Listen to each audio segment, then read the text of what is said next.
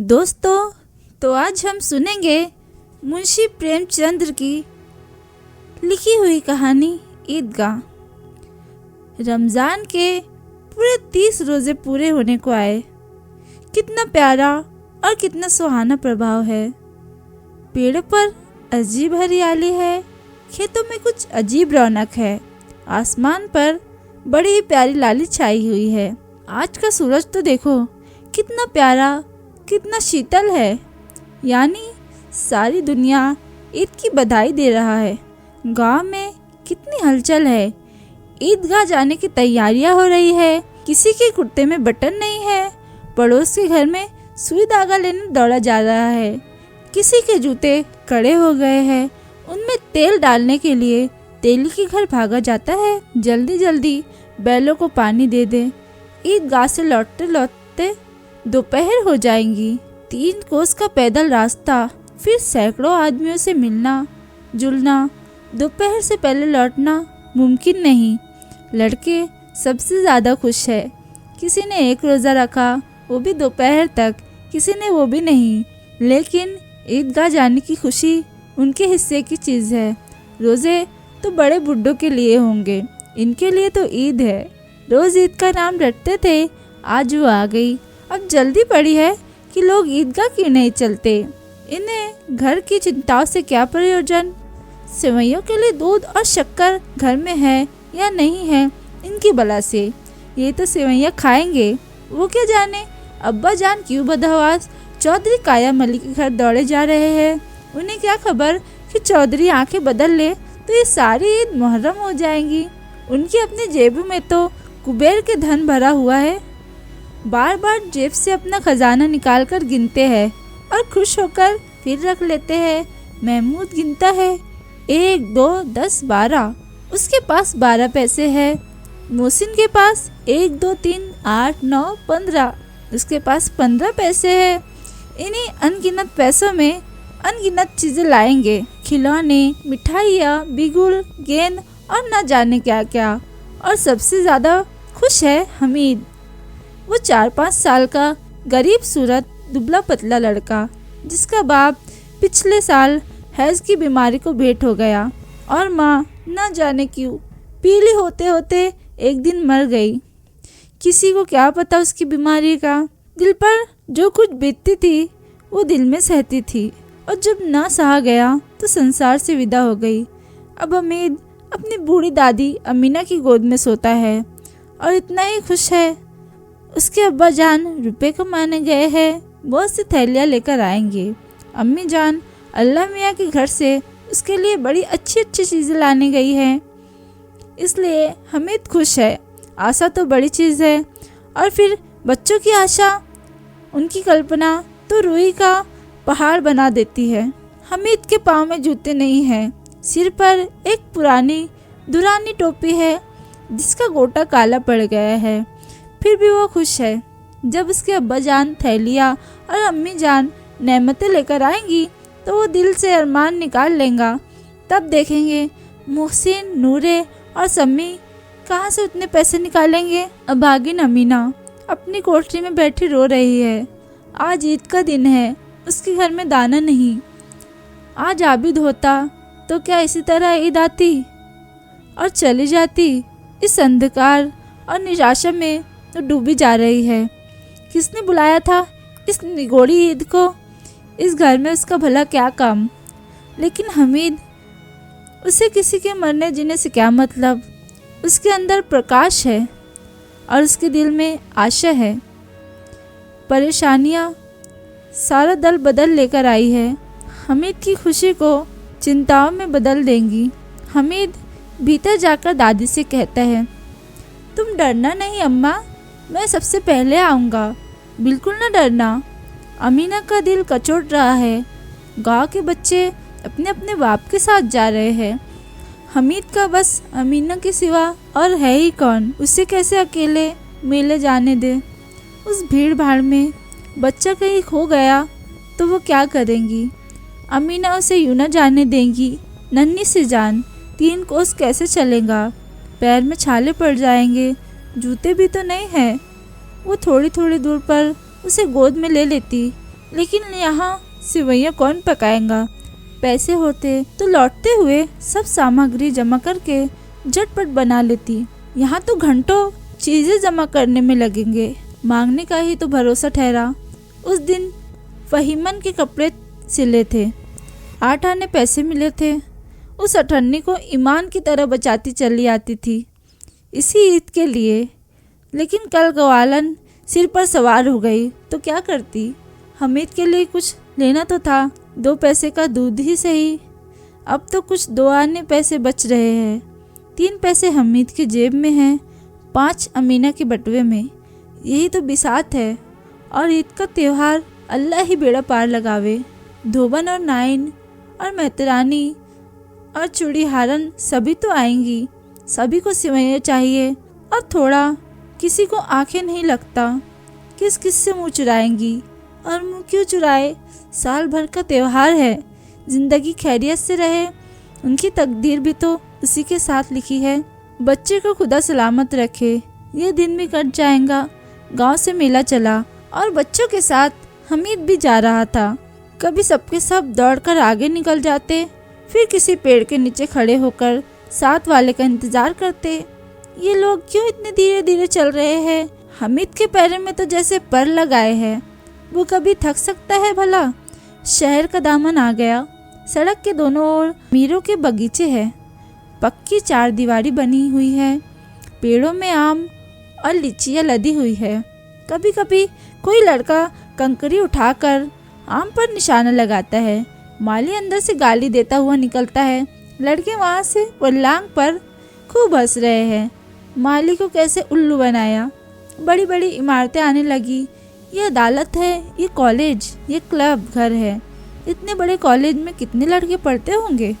सब लड़के नहीं है जी, बड़े बड़े आदमी हैं। सच, उनकी बड़ी बड़ी मूछें हैं। इतने बड़े हो गए हैं, अभी तक पढ़ने जाते हैं। न जाने कब तक पढ़ेंगे और क्या करेंगे इतना पढ़ के। हमीद के मदरसे में तो 3 बड़े बड़े लड़के हैं, बिल्कुल 2 कौड़ी के। रोज मार खाते हैं, काम से जी चुराते हैं। इस जगह भी उसी तरह के लोग आते होंगे। और क्या, क्लब के घर में जादू होता है। सुना है यहाँ मुर्दों की खोपड़ियाँ दौड़ती है और बड़े बड़े तमाशे होते हैं, पर किसी को अंदर जाने नहीं देते। और वहाँ शाम को साहब लोग खेलते हैं। बड़े बड़े आदमी खेलते हैं, मूछे दाढ़ी वाले। और मेमे भी खेलती है। सच, हमारी अम्मा को ये दे दो, क्या नाम है, बैट, तो उसे पकड़ ही ना सके, घुमाते ही लुढ़क जाए। महमूद ने कहा। हमारी अम्मी जान का तो हाथ ही कांपने लगे। अल्लाह कसम, मोहसिन बोला, चलो मनो आटा पीस डालती है, सब बैट पकड़ लेंगी तो हाथ कांपने लगेंगे। सैकड़ों घड़े पानी रोज निकालती है, 5 घड़े तो तेरी भैंस पी जाती है। किसी मेम को 1 घड़ा पानी भरने पड़े तो आंखें तले अंधेरा छा जाएगा। महमूद, लेकिन दौड़ती तो नहीं, उछल कूद तो नहीं सकती। मोहसिन, हाँ उछल कूद तो नहीं सकती, लेकिन उस दिन मेरी गाय खुल गई थी और चौधरी के खेत में जा पड़ी थी। अम्मा इतनी तेज दौड़ी कि मैं उन्हें ना पकड़ सका। सच, आगे चले हलवाइयों की दुकानें शुरू हुई। आज खूब सजी हुई थी। इतनी मिठाइयाँ कौन खाता है। देखो ना, एक एक दुकान पर मनो होंगी। सुना है रात को जिन्नात आकर खरीद ले जाते हैं। अब्बा कहते थे कि आधी रात को एक आदमी हर दुकान पर जाता है और जितना माल बचा होता है वो तुलवा लेता है और सचमुच के रुपए देता है। बिल्कुल ऐसे ही रुपये। हमीद को यकीन ना आया। ऐसे रुपये जिन्नात को कहाँ से मिल जाएंगे। मोहसिन ने कहा, जिन्नात को रुपए की क्या कमी, जिस खजाने में चाहे चला जाए, लोहे के दरवाजे तक उन्हें नहीं रोक सकते जनाब। आप है किस वेर में, हीरे जवाहरात तक उनके पास रहते हैं। जिससे खुश हो गए उसे टोकरों जवाहरात दे दिए।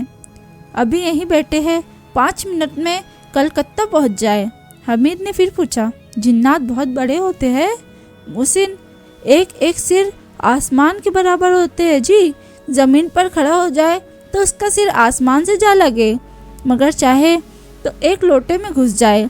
हमीद, लोग उन्हें कैसे खुश करते होंगे। कोई मुझे ये मंत्र बता दे तो एक जिन को खुश कर लूँ। मोहसिन, अब ये तो मैं नहीं जानता, लेकिन चौधरी साहब के काबू में बहुत से जिन्नात है। कोई चीज चोरी हो जाए, चौधरी साहब उसका पता लगा लेंगे और चोर का नाम बता देंगे। जुमराती का बछुआ उस दिन खो गया था। 3 दिन हैरान हुए, कहीं ना मिला। तब झक मार के चौधरी के पास गए। चौधरी ने तुरंत बता दिया, मवेशी खाने में है, और वहीं मिला।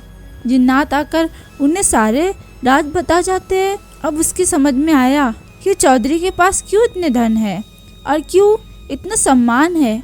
आगे चले, ये पुलिस लाइन है, यही सब कांस्टेबल कवायद करते हैं। रिटर्न 5-4 रात को बेचारे घूम घूम कर पहरा देते हैं, नहीं चोरियां हो जाए। मोहसिन ने प्रतिवाद किया, ये कांस्टेबल पहरा देते हैं तभी तुम बहुत जानते हो। अजी हजरत, ये चोरी करते हैं। शहर के जितने चोर डाकू है सब इनसे मिलते रहते हैं। रात को ये लोग चोरों से कहते हैं चोरी करो, और आप दूसरे मोहल्ले में जाकर जागते रहो, पुकारते हैं। तभी इन लोगों के पास इतने रुपए आते हैं। मेरे मामू एक थाने में कांस्टेबल है, 20 रुपए महीना पाते हैं, लेकिन 50 रुपए घर बेचते हैं। अल्लाह कसम, मैंने एक बार पूछा था, मामू आप इतने रुपए कहाँ से पाते हैं?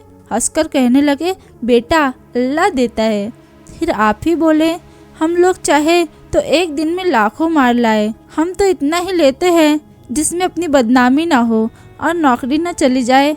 हमीद ने पूछा, ये लोग चोरी करवाते हैं तो कोई इन्हें पकड़ता नहीं? मोहसिन उसकी नादानी पर हंस दिया। मोहसिन उसकी नादानी पर दया दिखाकर बोला, अरे पागल, इन्हें कौन पकड़ेगा? पकड़ने वाले तो ये लोग खुद है, लेकिन अल्लाह इन्हें सजा भी खूब देता है। हराम का माल हराम में जाता है।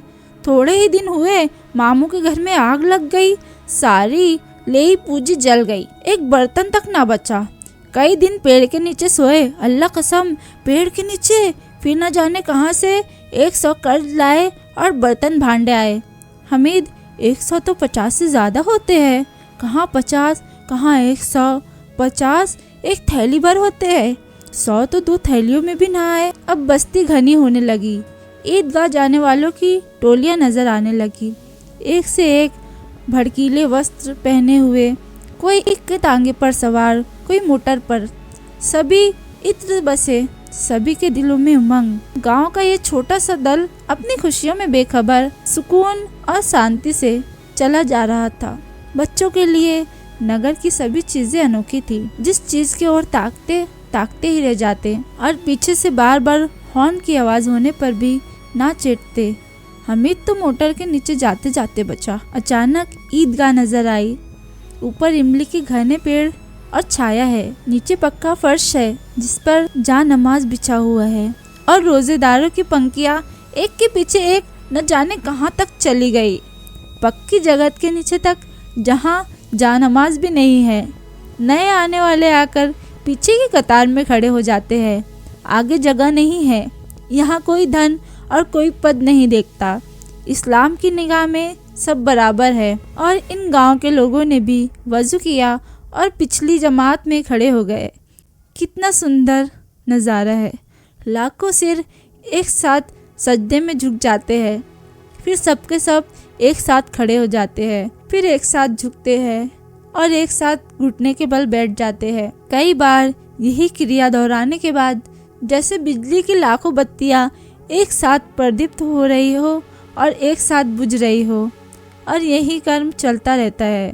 कितनी अपूर्व, कितनी शांति और कितनी शीतल, कितनी सुंदर क्रियाएं हैं और कितना सुकून है। जैसे ये सब लोग लाखों जिस्म और एक जान हो। 2 नमाज खत्म हो गई है, लोग आपस में गले मिल रहे हैं। तब मिठाई और खिलौनों की दुकान पर ढाबा होता है। गांव का ये छोटा सा दल इस विषय में बालकों से कम उत्साहित नहीं है। ये देखो, हिंडोला है, 1 पैसे देकर चढ़ जाओ। कभी आसमान पर जाते हैं, मालूम होगा कभी जमीन पर गिरते हुए। ये चरखी है, लकड़ी की हाथी, घोड़े, ऊंट छड़ों में लटके हुए हैं। 1 पैसे देकर बैठ जाओ और 25 चक्कर में मजा लो। महमूद और मोहसिन और नूरे और सम्मी इन घोड़ों और ऊँटों पर बैठते हैं। हमीद दूर खड़ा है, 3 ही तो पैसे है उसके पास। अपनी रकम का 1/3 जरा सा चक्कर खाने के लिए नहीं दे सकता। सब झूलों से उतरते हैं, अब खिलौने लेंगे। इधर दुकानों की कतार लगी हुई है। तरह तरह के खिलौने, सिपाही, गुजरिया, राजा, वकील, भिश्ती और धोबिन और साधु। वाह, कितने सुंदर खिलौने हैं। अब बोला ही चाहते हैं। महमूद सिपाही लेता है, खाकी वर्दी और लाल पगड़ी वाला, कंधे पर बंदूक रखे हुए।